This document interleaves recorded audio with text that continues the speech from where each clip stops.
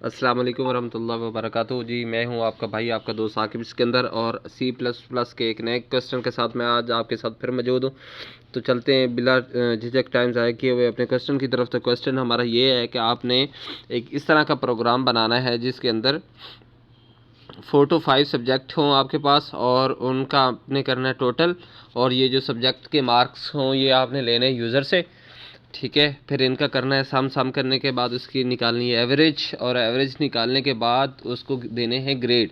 ठीक है, कि कौन से ग्रेड में आया है और कौन से ग्रेड में नहीं, फेल हुआ है या पास हुआ है। ठीक है, तो इस चीज़ की वीडियो के लिए प्रॉपर हम चलते हैं कंपाइलर के अंदर, ताकि वहाँ पे मैं 1 बाय 1 आपको रन भी करके दिखा सकूँ और आप करें एंजॉय। तब तक करें वीडियो को लाइक, और हम चलते हैं कंपाइलर के अंदर।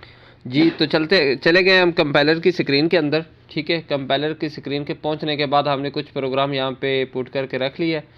ठीक है, और सबसे पहले हम चलते हैं यहाँ पे। ठीक है, आपको मैं बताता चलूँ कि यहाँ पे आपने जो है ना वो इंट डेटा टाइप में आपने जितने भी सब्जेक्ट्स हैं वो आपने इंट डेटा टाइप में लेने, क्योंकि सब्जेक्ट्स के जो मार्क्स होते हैं वो डेसिमल पॉइंट में कभी भी नहीं आते। ठीक है, डेसिमल पॉइंट में ये कभी भी नहीं आते, और इस तरह थोड़ा बहुत जो है वो मैंने टाइप करके रख लिया, बाकी जो है वो मैं लेके चलता हूँ। आपने सब्जेक्ट 1 बाय 1 जो है वो पास करवाते जाए, जिस तरह है मैथ, उर्दू, इंग्लिश, कंप्यूटर या जो भी सब्जेक्ट्स हैं आपके, वो आपने इस तरह से टाइप कर लेना है। ठीक है, ये मैंने एक सीन और सी आउट लिया हुआ था। ठीक है, इसी को मैं करता जाता हूँ कॉपी और साथ साथ चलता जाता हूँ। ठीक है, आप ये तब तक रहिए साथ मेरे और करते जाएं एंजॉय, आपने सेम टू सेम करते जाना है। ठीक है, इसी तरह से आप मार्क्स देते जाएं सबके, और इसको यूज़र के ज़रिए से इनपुट लेते जाएं। ठीक है, साथ साथ मैं करता जाता हूँ टेस्ट, ताकि आपको मुकम्मल इसका पता चल जाए। ठीक है,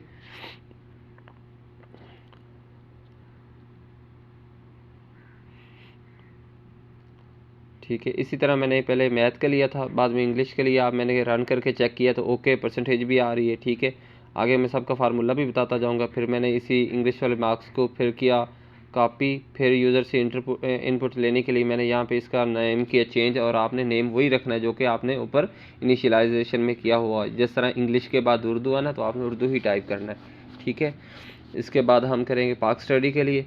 तो उर्दू के लिए भी हम पहले से चेक कर लेते हैं क्या ये ठीक काम कर रहा है या नहीं। तो इसका मतलब ये है कि अभी ये देखें इंग्लिश के मार्क और उर्दू के मार्क्स यहाँ तक ठीक आया, और परसेंटेज सब कुछ हमें फार्मूला में भी ओके दे रहा है। फिर हम इसको मज़ीद आगे करेंगे, यूज़र से 2 इनपुट और लेंगे पाक स्टडीज़ के लिए और कंप्यूटर साइंस के लिए। अगर आपने 5 सब्जेक्ट लेने हो तो आप 5 ही रखें, और अगर आपने 5 से ज़्यादा करने हो तो जितने चाहें आप मर्ज़ी अपनी मर्ज़ी से इनपुट देते जाए। और इसके अलावा मैं एक और बात आपको बताता चलूँ, अगर आप मैथ इज़ इक्वल टू 50 कर देते तब आप यूज़र से इनपुट में अपने मार्क्स नहीं ले सकते थे, क्योंकि आपने पहले से फंक्शन को बता दिया था कि वो 50 होंगे। अब ये वाला जो हम बना रहे हैं ये ओवरऑल एक आपको हमेशा के लिए मदद देगा। ठीक है, इस चीज़ की आपने टेंशन नहीं लेनी कि प्रोग्राम जो है वो बहुत बड़ा होता जा रहा है। ठीक है, तो प्रोग्राम बिल्कुल छोटा सा है, इसको आपने तवज्जो से देखना है। ये ज़्यादा लाइनों पे जाके आपने परेशान नहीं होना। ये 1 बाय 1 भी हम करते जा रहे हैं। ठीक है, ये 5 मैंने पहले से इंटर कर लिए, तो इसलिए थोड़ा सा प्रॉब्लम हुआ, इसलिए मैं दोबारा इसे रन करता हूँ तक देखता हूँ कि ये किस तरह से आता है। सब्जेक्ट में पाक स्टडी के लिए भी ऐड करता हूँ, आया कि वो ठीक तरह से ही हुआ है कि नहीं, क्योंकि छोटी छोटी मिस्टेक की वजह से बीच में रह जाता है। ठीक है, यहाँ तक ओके। नेक्स्ट चलते हैं।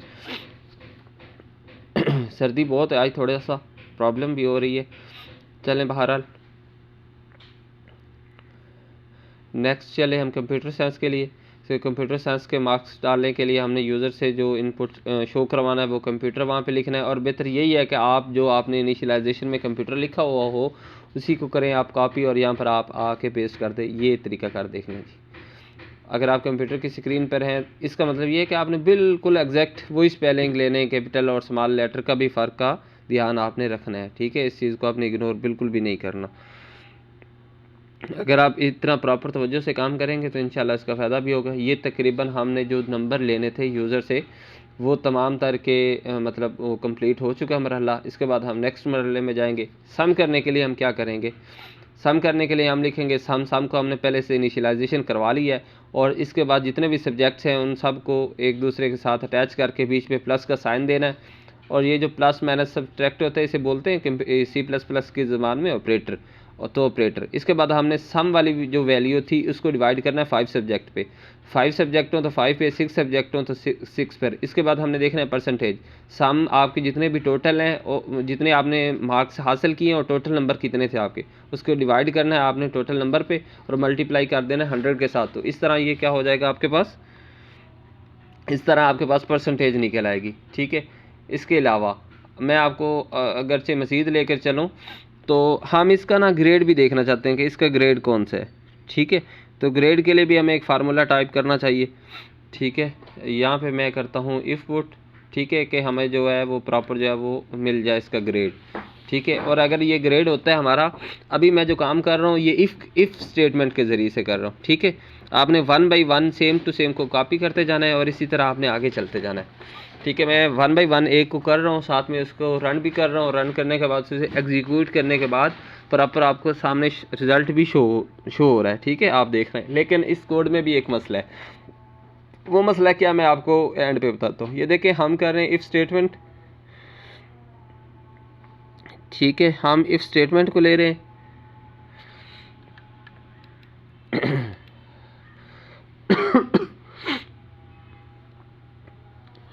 देखें यहाँ तक ओके, परसेंटेज मार्क्स भी हमारे ओके हैं। इसका मतलब ये है कि हमारा प्रोग्राम अभी तक ठीक जा रहा है। ठीक है, अभी हमने जो लिया था एक इफ़ स्टेटमेंट, इसी को हम करते हैं कॉपी, और ग्रेड ए का तो हमने कर लिया। आगे हम इसको लेके चलते हैं ताकि हमारा ये शो हो जाए।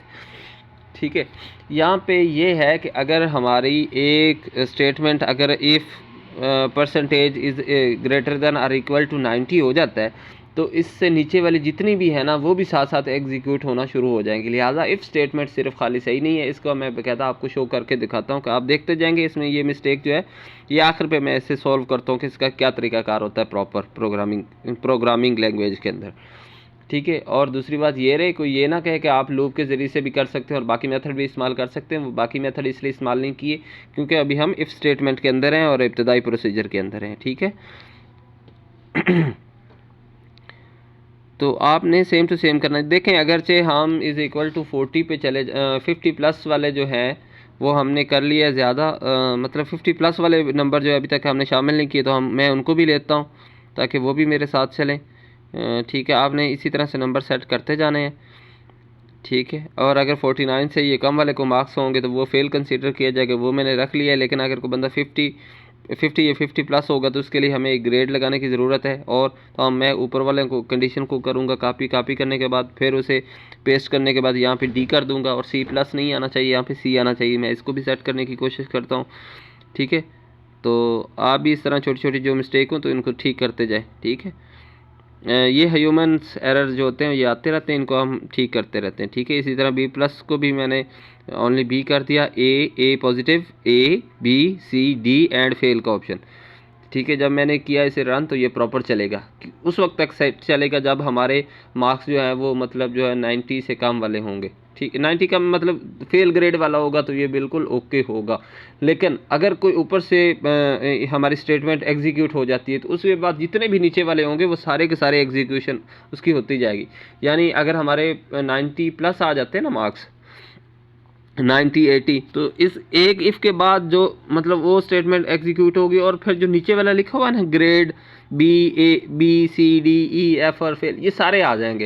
ये देखें, अभी मैंने इसका एक डायरेक्ट आपको ये करके दिखाता हूँ ताकि आप प्रॉपर इसको हल करें, प्रॉपर आपको पता चल जाए। मैं कि यही देखें जी, 90 जब एवरेज आई तो सारे के सारे साथ में प्रिंट हो गए। क्यों प्रिंट हुए? क्योंकि हमने एक स्टेटमेंट के बाद ब्रैकेट वगैरह इस्तेमाल नहीं की थी और इसलिए वो सब के सब प्रिंट हो गए। तो आपने इस चीज़ को भी मद्देनज़र रखना है। ठीक है, और इसका क्या तरीकाकार है प्रॉपर, तो उसका तरीकाकार भी मैं आपको बताता चलता हूँ। तो हम करते हैं इफ़ एल्स स्टेटमेंट। ठीक है, इफ़ एल्स स्टेटमेंट का मतलब क्या होता है कि एक एग्जीक्यूशन होने के बाद जब दूसरी होती है तो उसे एक प्रॉपर टाइम लगता है। ठीक है, तो किस तरह से होती है ये हम आगे चल के देखते हैं।